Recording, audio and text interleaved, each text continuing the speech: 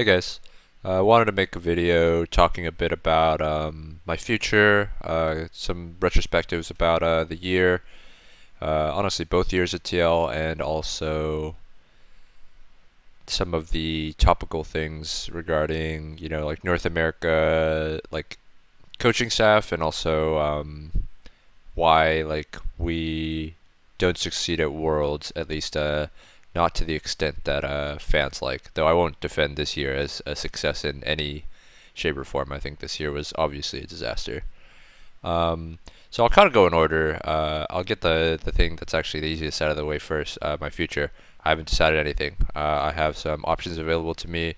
Some of them are still in esports, and some of them are not in esports. I have not decided, but you guys will know when I do. So stay tuned. Um, and TL stuff. So we'll start with this year, I guess. I'm sure everyone just kind of wants to know why I thought we didn't succeed. If I had to put it simply, I think we just had a lot of players with strong ideas about how to play the game, and I think we had really bad habits, just generally, like individually as players, and also like as a team. And in high pressure situations and environments, we tended to revert to those habits, and those were just not good habits, unfortunately. I think we spent a lot of the year, we wasted a lot of time this year trying to explore too many different styles when we should have stuck to what we generally had the most success with, both in scrims and on stage. There are a couple weeks where I feel like you were able to see what that was for us. But in the end, I think if we'd committed to that style earlier and also done a better job of handling the pressure, I think we would have been at Worlds. And how would we have done at Worlds? No one knows. But I like to think we would have done better than how North America did this year, but obviously there's no way to know that. I don't have anything against anyone from both the team and the staff side. I think pretty much everybody did what they could, and sometimes it just doesn't work out, and that sucks, but it is what it is. As far as last year, I don't want to talk too much about last year because I already have another video where I talked about some of the struggles from that year. The biggest thing I would take away from the year before was not having defined roles because of the situation that we were in sucked. Because by that, what I mean is moving to me getting moved up because of the whole jet situation and having to really do everything on the fly, as well as only with two people. I feel like two people is just not a sufficient amount to run an LCS team from the staff side, at least from the coaching side. And yeah, there was a lot of struggles with just how much I had to learn and do at the same time.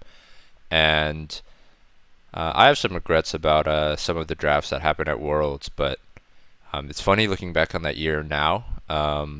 In the moment, it felt terrible. I still maintain to this day, had we not fucking had rolled Genji in the tiebreaker, we would have made it out. I think we would have beaten both Mad and LNG, and I don't know how much we would have done after that if we actually made it to quarters, but I mean, it would have been a real fucking good feeling to make it to quarters.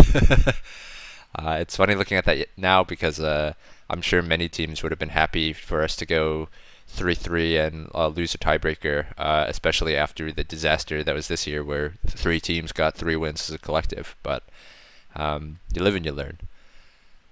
That team had a lot of issues as well, but I think every team, honestly, it seems like has issues. Any team that actually pushes themselves and works hard, there's just conflict, and I think that's just natural.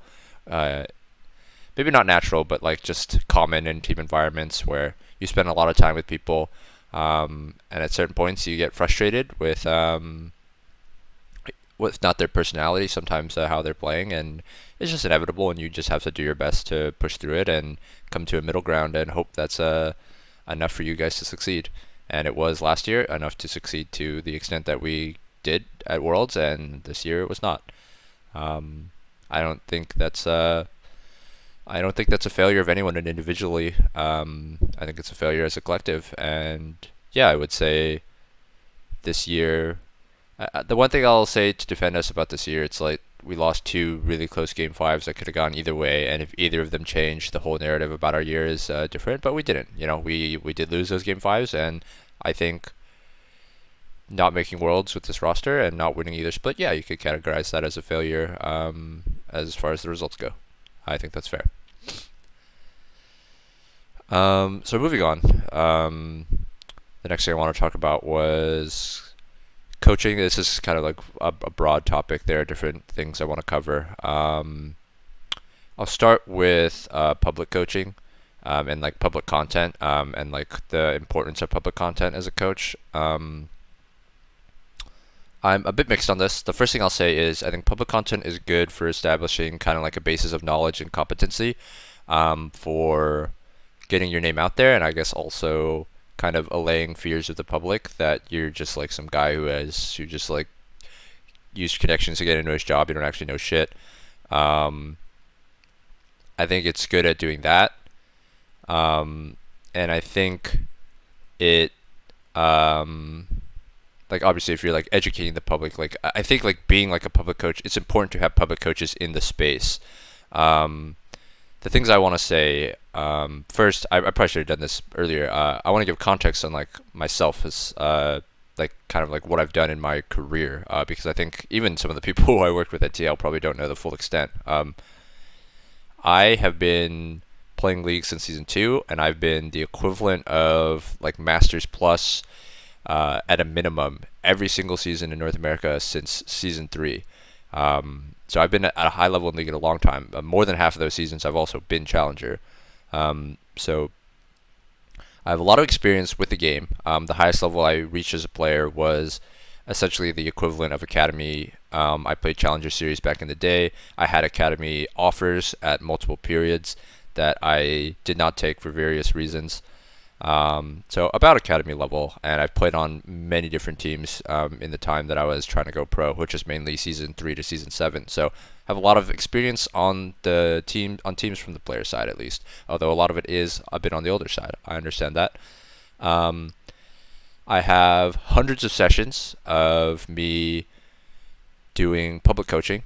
None of them are all of them are basically from 2018 and before. So nothing in the last like 4 or so years, because those were years that I was spent working at Riot as a member of the game analysis team or at TL as a coach on TL. But there are hundreds of sessions that are public. There are also hundreds that are not public because that is what they're uploaded unlisted. That's what the people I was coaching wanted, and I respected that. And there's also like many videos of me doing stream of consciousness commentary of games where I'm playing in Master and Challenger, where I'm just commentating through basically every single decision I make. And it's interesting because many people say like you like I don't know what you do, you're a paycheck stealer. Not just like directly to me like on like in like tweets, but also like many DMs I get on like Reddit and Twitter every single time I say anything of like, hey man, like you're a paycheck stealer, you suck, all this shit. I have more credentials than almost basically like I had more initial credentials upon coming into the league than I think almost any other coach had. Most coaches when they come in, they don't have any history of doing any coaching prior. I wrote guides, I did analyst work, I did coaching work. I was a high level player. I continue to be a relatively high level player. Like obviously I'm not like sitting top 50 challenger as a coach, but every single year I'm Masters Plus solo queue. And half those seasons I am in Challenger. The only times I actually grind.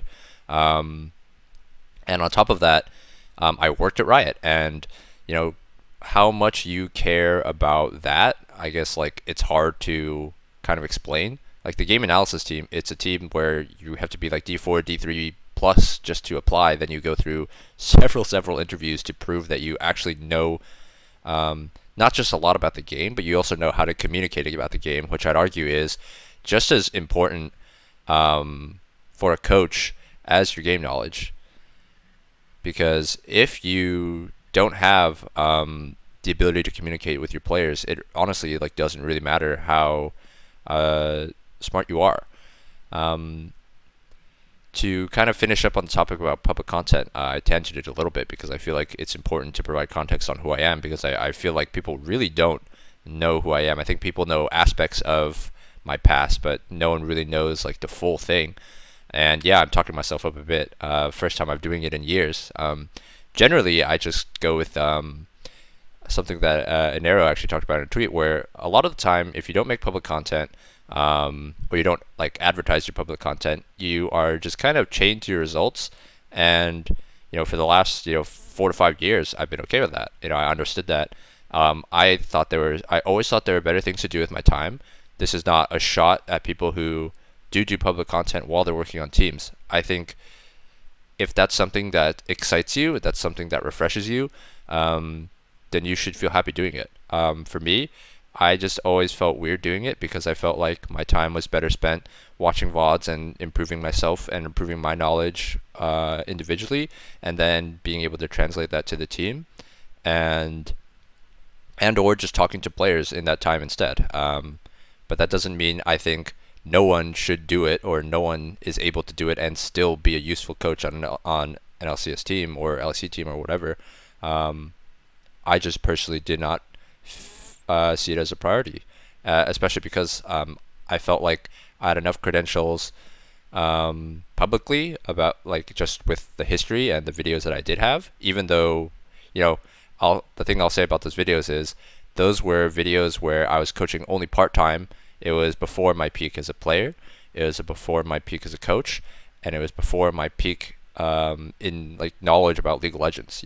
And even with all those kind of parameters, I still feel like they're miles ahead of what a lot of other coaches show, and they're a decent proof of concept that I do know what's going on with the game. And the other thing I'll say is every single time I've applied to top teams, and obviously at Riot too, I go through like it's a very rigorous kind of interview process. And if you think everybody who conducts those interviews knows nothing, you think all the rioters, all the people on the esports teams, every single person is a paycheck stealing idiot who has no knowledge about the game, and therefore all of the interviews don't mean anything, then yeah, sure, it is what it is. I don't think anything I'll say is going to make you change your mind, but sucks. If that's how you feel, that's how you feel.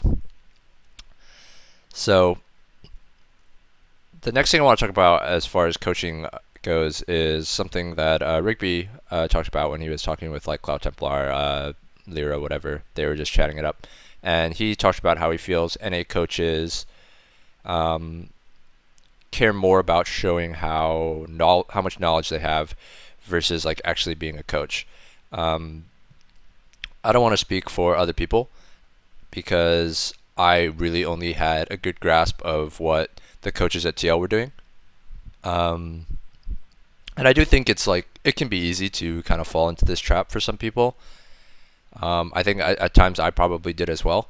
One of the reasons I was like aware that this is like I was at least aware that this is something that to kind of stay away from, and understand that like at the end of the day, your job is to make the team and the players better, and not like kind of toot your own horn. Which is also partially why I never really wanted to do public content, because I felt like that was accomplishing the opposite. And that was just my perspective on it. I don't know how much other coaches do it, but that was something that I tried to stay away from. And he probably has more knowledge about how other coaches function than I do, I would imagine. I think he's been in the scene longer than I have. So, I think it's something that might be a problem, but it's not something I can really speak on. Something I can speak on that did bother me about what he said is how he just kind of lumped everybody as non-hardworking. This is something I'm going to talk about a lot later, so I don't want to talk about it too much here, but what I'll say is I think it's a huge disservice to all the people who actually did work hard, that he just kind of lumps everybody into not working hard for whatever reason from his perspective. Whether it's because he felt like EG was just better than everyone, which meant he automatically worked harder, which I think is a complete fucking bullshit. Um, or he actually just knew like more than half the teams, and he was like, yeah, more of these half these guys either don't work this many hours or whatever. Um, I'll say for a fact, he does not know what I did, and I felt attacked. It's kind of similar to the Vulcan thing, where if someone is attacking, NA players as a whole, even if his name's not spoken, he kind of feels slighted, just because he's part of that group. And I felt the same, when he says all NA coaches are lazy or all NA coaches suck, whatever, I feel slighted, and I wanted to defend myself, even if I'm not a name that he's publicly saying. I know how hard I worked this year, and I know he doesn't know how hard I worked this year. So him saying no one worked hard just rubs me the wrong way. The last thing I'll talk about is something that Reaper actually talked about. This was like pretty shortly after 100 Thieves got knocked out, where he said he feels like NA teams focus too much on getting advantages in draft versus just like refining like fundamentals, or just like getting really good at like certain comps or certain champs. And this is something that this will segue into the next thing I want to talk about, which is why I think NA doesn't succeed, why I think NA is like just doesn't perform as well at Worlds. This will segue a bit.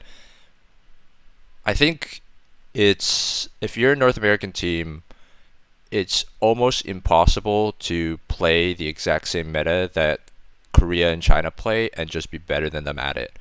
And one of the biggest reasons is when we bootcamped in Korea this year, and I played solo queue there, and I realized that one of the biggest differences, there's several, between Korean and North American and even European solo queue, which I played in 2021, though European solo queue is kind of a middle ground between the two, is that the amount of meta champions that are played in scrims, not scrims, in Korean solo queue, it feels like scrims sometimes. Like, people actively try to play good comps most of the time. There's way fewer one tricks because I think a lot of people are actually trying to go pro, and you don't go pro. Like, I think it's a lot of people like try to get noticed more, less one tricking, and actually like playing meta and being like a good, kind of like being like a good teammate, or like getting a good rep. And you don't do that one tricking most of the time. And that is like already like such a huge way, like a huge factor in you being behind those teams, because not only do they practice those matchups a lot in scrims, but they also get like high level practice of those matchups in solo queue that you will just not get in North America. And so to go back to the original point about the draft, I was someone who I definitely identified as someone who wanted to look for draft edges constantly, because what I felt, I first learned this at Worlds 2021, when we would just like we weren't a great scrim team, but we would at least take games off of a lot of the like European teams and obviously the North American teams when we did scrim them, and that some of the lower tier like Asian teams, like when we would scrim like DFM, or when we'd scrim like who was at Worlds that year? Is PSG Talon. Like, we were competitive. They're obviously like good, but we were definitely competitive in those scrims. And then when we would scrim like the top Korean teams, like we scrimmed T1 and Dom1 and like RNG, we like, and I don't know if we scrimmed EDG too. Like, we just got destroyed. And it felt like trying to play the meta against them was just a fool's errand, because they were just so much better at the meta already. And that's why I wanted to look for draft edges. I understand where he's coming from, where, if your fundamentals are too bad, it doesn't matter what you draft. But to me, it's like, you're not going to be at their level of fundamentals anyway. You should do as much as you can to make yourself competitive, and then look for draft edges to kind of like push yourself over the edge, or like give yourself the best shot possible. Especially like a best of one setting, where if you catch people off guard and you sneak one extra win, that could be all you need to get out of groups. So that's just my kind of take on that. I know it's a bit of a divisive topic, and I completely understand where he's coming from, because I worked with Core for 2 years, and I think Core had very similar ideas of how he wanted to run things. But to me, I just always felt like not at least exploring the option of just like winning, or like getting an edge off of a better draft, was something that is something that should be explored at least.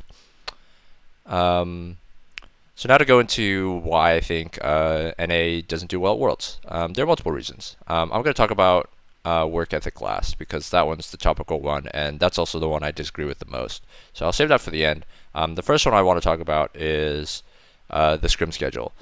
I know Mark Z did a video on this, and 100% agree. I think the scrim schedule in North America sucks ass. When we boot camped in Korea and we did the schedule that Chinese and Korean teams do, where they do 3 game blocks and there's like hours, sometimes 2 hour. I think even sometimes we had like a 3 hour break in between. They do these 3 game blocks. There's a bit of a break. You can talk about like anything that you didn't have time to talk about during the set in that time. And a lot of the time, the players would just solo queue in between. And some teams do 2 of these 3 game blocks, and some of these teams do a third one where that's either 3 or 2 games depending on when you start. And I think this schedule is way better. The North American schedule, for context, is you go 12 to 5. You basically just play. You play a game, VOD review, play a game, VOD review, all the way up to the 5th game. I think it's terrible. By the 4th game, people are fading. By the 5th game, people are completely cooked. The VOD reviews are generally way longer than in North America, or than in Korea and China, with Korean and Chinese teams. A lot of the Korean Chinese teams, they'd be like 10 minutes back in. And I think that's way better because you literally have, and you can afford to do that more because you have those breaks between the blocks. And the thing is, like, we weren't even scrimming like the same team between the blocks. A lot of the times we would scrim one team in the first block and a different team in the next block.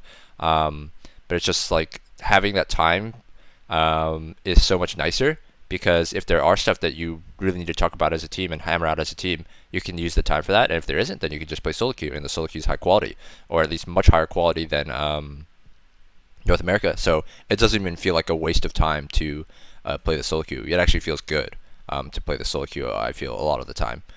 So that's a big advantage. As to why I didn't just say like, hey, let's just change the schedule.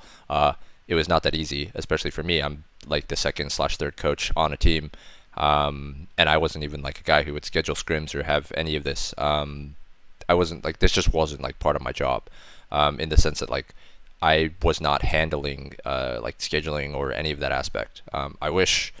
And I did make it clear that like after we did the Korean and Chinese schedule, I was like, wait, this is so much better. Is there any way we could like push for this? But I wasn't someone who was able to really push for that, even though I 100% believed that their schedule was better.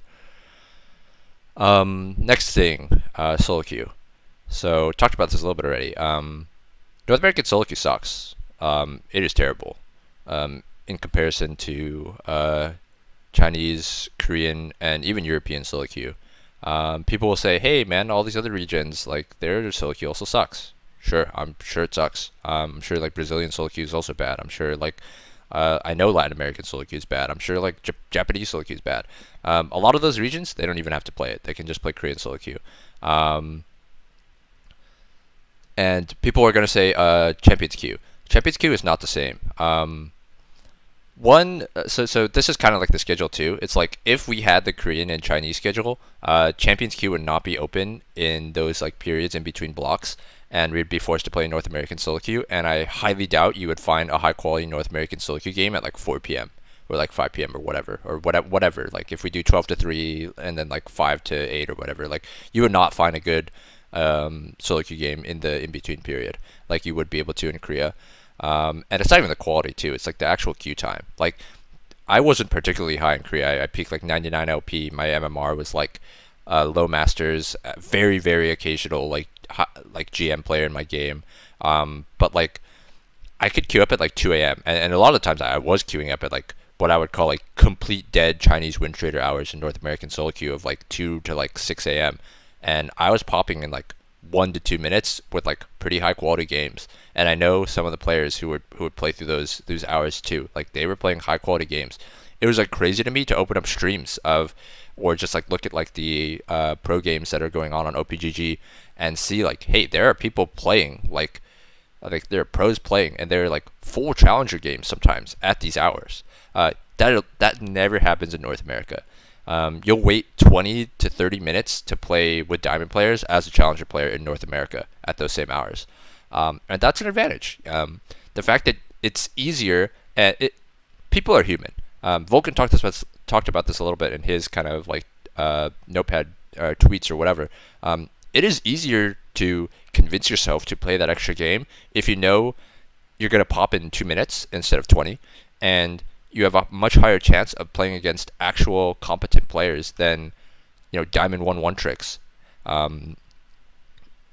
It's a factor.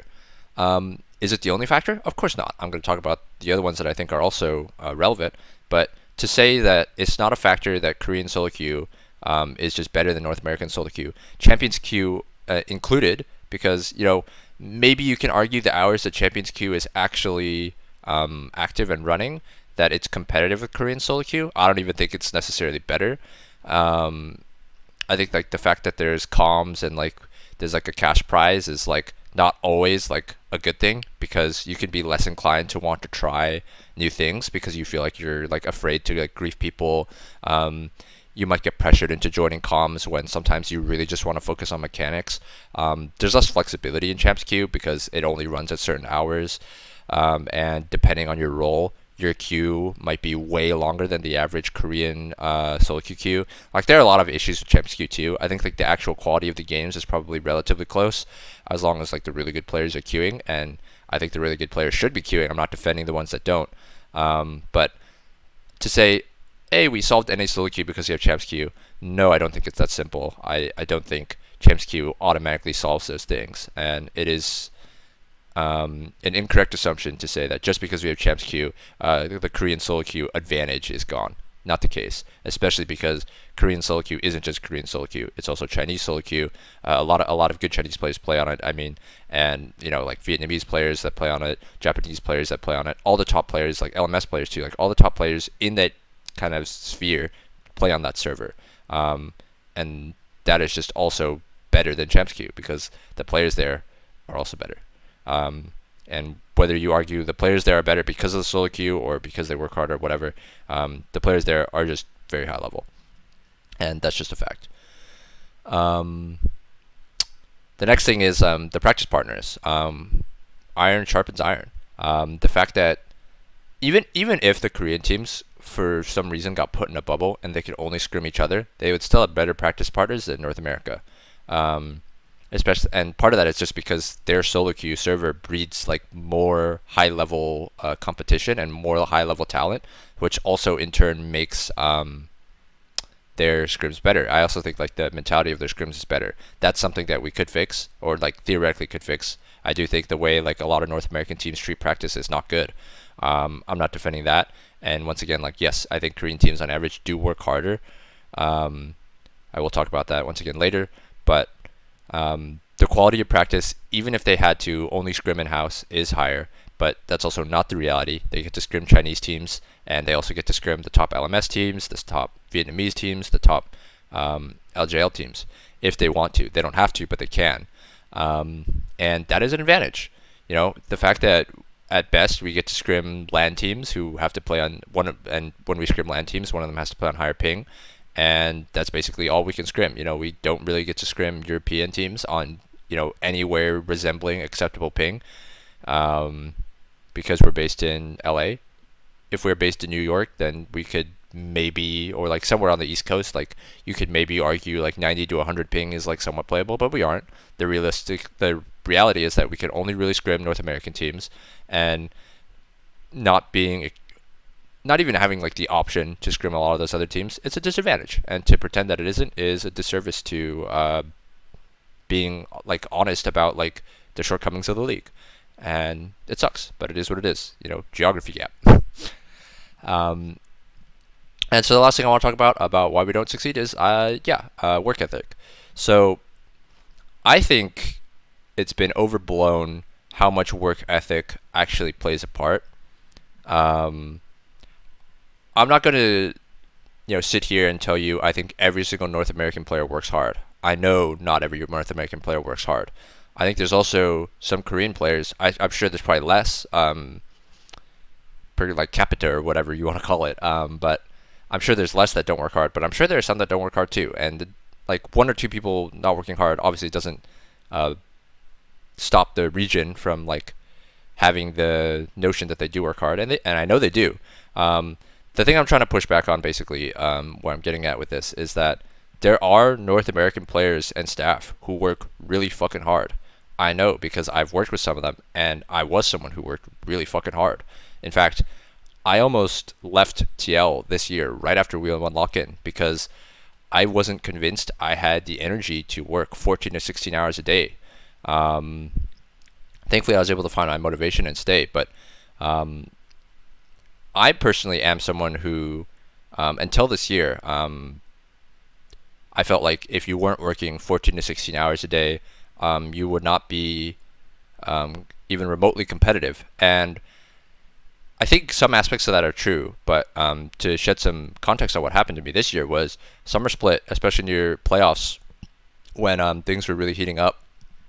I found myself working a minimum of 12 hours and some days up to 18 hours. And it got to a point where there was a day leading up to this day, I was already feeling really bad. You know, every single day I'd wake up, go to brush my teeth, and I would just like throw up. I was just like so exhausted, I'd throw up, and I would just push through it. And I still went to work. And then one day I just like couldn't get out of bed. I like physically did not have the energy to get out of bed. And that's when it really like it was terrifying. You know, that's when it like hit me. Like there is a point. Everybody has that point where you physically cannot work any harder. And I hit that point, and it's terrifying.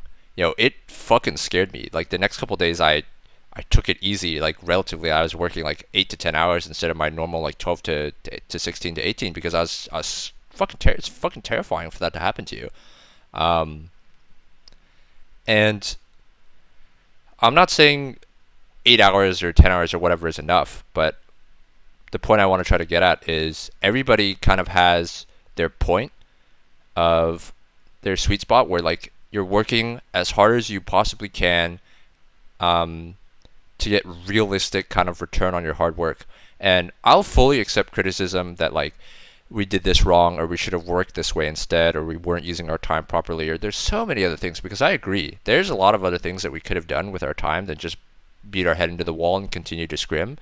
And I fully accept criticism that like yeah, there's a very high chance we just weren't using our time properly. Not everybody like from the players or the staff in the entire region. I'm sure like Korea also to some extent has this problem, but like to me like hard work is such a small part of the equation, or maybe not such a small, but like the issue of like that not working hard is overblown. Is basically what I'm trying to say. You know, hundreds and hundreds of players have come through the LCS ecosystem, and we've never even made a final. And what I feel like the people on Reddit and Twitter with zero understanding of what goes into our day-to-day would have you believe is that if we had just worked harder, if we just worked 12 to 16 hours, we would beat Chinese and Korean teams. It's just that easy. Just fucking work 16 hours and you just win. Hell no. The implication is that no North American team has ever worked hard because we just don't succeed, which is just complete bullshit. So much more than working hard goes into being able to beat those teams or compete with those teams. And once again, I don't want it to come across as me defending everybody. I know there are some people who didn't work hard, and I think they should be. I think they should be upset at themselves, and I think people should be upset at the people who, yeah, they don't CQ, they don't solo queue, they do coast, they do their scrims, they go home and or they go to party. I do think there are some players and coaches like that. But to say everybody is like that, and I think that's what the thing that was upsetting Vulcan was that he is someone who generally works pretty hard, and he was being lumped into the group of people who play 5 scrims and then go party, and that's just not the entire region. I don't think there's anybody at Worlds who gets there and it's just like, nice, we can just lose out now and just go vacation. I don't think anybody who works hard enough to actually make it to Worlds, or very few people at least, I won't say everybody, but I think if you work that hard, you aren't content with the results that North America has, which is also why it's frustrating. Because at the end of the day, the fans who are criticizing the players and the staff for not working hard, and the players who are being criticized, they both have the same goal. They want North America to do well, and some of them, like I said, work really fucking hard. So when they see, man, and there's all paycheck stealers who are lazy, that feels really fucking bad. I think people were very harsh on him, on what Vulcan said, and I understand to some extent why, but I don't feel like anybody tried to see his perspective where he is someone who works pretty hard. His team, I'm sure they worked pretty hard as a team, and they didn't get the results they wanted, and they're frustrated with themselves about the results too. And to get everything kind of piled on you after, where everyone's just saying you just don't fucking work hard. Why don't you just work 16 hours like Korea does and win worlds, when they know it's not that easy. Everybody who does this knows it's not that fucking easy. There are so many disadvantages. I haven't even talked about like actual like size of player base in all this too. Like there are so many other reasons other than working hard as to why we don't succeed. And it's not an excuse to say we shouldn't work hard because of that. But what I'm saying is there's so much more to it, but everybody is just trying to pin it as like every team is lazy, they don't work hard, and that's why we don't succeed. And that's just, once again, I sound like a broken record, but that is just not the case, and that is why I also am frustrated by that. Because once again, I worked hard. I know how hard I worked. I have so many regrets from these last 2 years about things about draft, things about practice, things about so many different things that I could have done better. So many regrets that, every single time things come up, I would file it away and do my best to improve on it for the future. But one of those things that was never there was hard work. There's an interesting quote from a core interview recently where he says, as a player, you always feel like you could do more. And up until my body like broke down on me this year, I felt the exact same. And I think there's merit to kind of that approach, but there is more that goes into it than that. And I don't want to repeat myself again, so I'll leave it at that. And yeah, that's about as much as I want to talk about why I think we struggle at Worlds. I mean, we're playing catch up, for multiple different reasons. And sometimes we do enough to be competitive, and sometimes it's not, like this year. I do think, like, statistically, obviously this year is an outlier. Do I think it'll continue into the future? I don't really know. There's not a great solution to a lot of these issues. I think, at least I hope, a lot of staff in the region are aware of these issues. I'm not really sure. I've had a lot of time to think about it because I did have experience at Worlds last year, and then this year, obviously we didn't go to Worlds, so I had a lot of time to think about it from the outside perspective. But there's not a lot of easy fixes to this issue. Some of them are mentality. Like some of them are. We could just like as a whole say like, hey, we need to take scrims more seriously. Hey, we should change the schedule of scrims. And I think even those two, they go a decently long way. And then obviously like the champs queue thing. Like yeah, I think more players should make an effort to queue up for champs queue, so it doesn't die out near at certain bases of the certain points of the split. And maybe if there was more widespread participation, we'd be able to even push it to have more active hours, which would also help combat the fact that North American solo queue fucking sucks. I don't think there's a fix to North American solo queue fucking sucking. But yeah, not a lot of clear solutions for some of them, but there are some that we could make an effort to do better, and I think that would go a long way. I don't know if I'll be part of that ecosystem. Like I said, I have not decided. I do have some offers that would keep me in it, but one of the big reasons I haven't accepted is because something I talked about a little bit earlier. I feel like if you're in esports, the one thing I will agree with the fans on is if you are in esports, it is a competitive field. It is not a 9 to 5. I think you should be willing to work really fucking hard. Ideally, not to the point that I worked, where you are like at physical risk of like your health, but you should understand that you're gonna have to work harder than a normal job. And I'll say this as well: there's no way most normal jobs are easier than Pro League. At least if you're trying to compete at the international level, and you're doing what it takes to compete at that international level.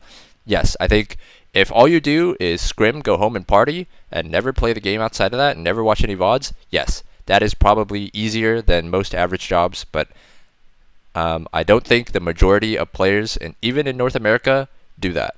And yeah, that's basically kind of where I'm at. I don't know if I have it in me to work that hard, and if I don't have it in me to work that hard, then I won't take a job in esports. I don't. I know not everybody has that luxury, so I'm not judging anybody who does. But that's just kind of where I'm at. That's just kind of how I feel, and this whole kind of talk was me expressing how I feel about these things, because I'm generally someone who does not talk about the topical things. I generally like to stay away from drama. I don't like to toot my own horn, and here I'm just doing the opposite because I finally have the time to. I'm not tied down to a team, and I've been taking shit from people for like 5 years about during the time I was working on the game and during the time I was working at TL. And I wanted to talk about myself for a bit, and what I actually feel for a bit. So if you got here, thank you for listening. When I have a decision on what I'll be doing next year, you guys will know. So to everybody who's a fan from when I did do public content, everyone who's a fan from even before that when I played other games, or anyone who's a fan that's here because of what I did at TL or what I did at Riot, thank you for listening. Peace out.